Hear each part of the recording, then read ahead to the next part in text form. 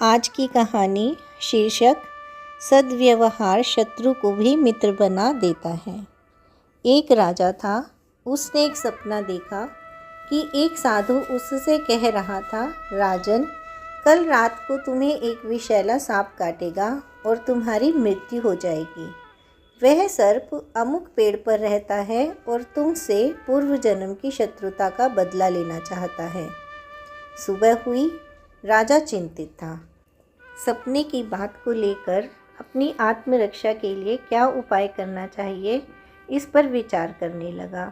अंततः राजा इस निर्णय पर पहुंचा कि अपने मधुर व्यवहार से बढ़कर शत्रु को जीतने का और कोई उपाय नहीं है।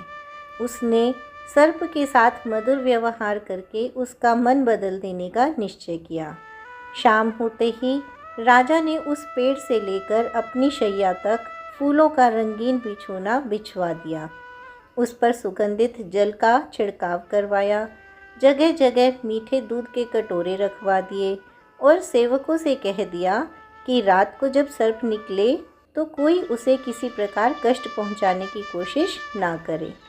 रात को सांप अपनी बांबी से बाहर निकला और राजा के महल की ओर चल दिया। वह जैसे जैसे आगे बढ़ता गया, अपने लिए की गई भव्य स्वागत व्यवस्था को देखकर आनंदित हो गया। सर्प कोमल बिछौने पर लेटता हुआ, मन भावनी सुगंध का रसास्वादन करता हुआ और जगह जगह मीठा दूध पीता हुआ आगे बढ़ता गया। इस तरह क्रोध व द्वेष के स्थान पर संतोष और प्रसन्नता के भाव उसमें आने लगे। जैसे जैसे वह आगे चलता गया, वैसे वैसे उसका क्रोध कम होता गया। राजमहल में जब वह प्रवेश करने लगा तो देखा कि प्रहरी और द्वारपाल सशस्त्र खड़े हैं, परंतु वे उसे जरा भी हानि पहुंचाने की चेष्टा नहीं कर रहे। यह असाधारण दृश्य देखकर सांप के मन में स्नेह उमड़ आया। स्नेही व मधुर सद्व्यवहार ने उसे आश्चर्य में डाल दिया था। राजा के शयन कक्ष में जाकर उसे काटने का उसका निश्चय पूरी तरह परिवर्तित हो गया।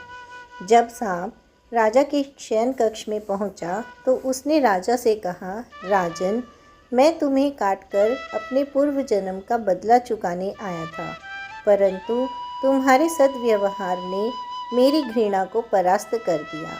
अब मैं तुम्हारा शत्रु नहीं, मित्र हूँ। मित्रता के उपहार स्वरूप मैं तुम्हें अपनी बहुमूल्य मणि दे रहा हूँ, इसे अपने पास रखो। इतना कहकर राजा के सामने मणि रखकर सांप चला गया।